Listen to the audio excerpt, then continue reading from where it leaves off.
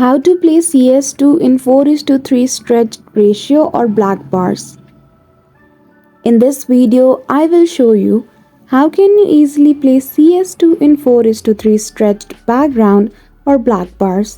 So without any delay, let's get into it. For that, you need to make some adjustments in your device. So right click on the empty space in your laptop and choose the Intel utility. Then after click on display and adjust the resolution to 1024:768. After that, choose full screen option and then save the changes. Now you also need to make some changes in Nvidia Control Panel.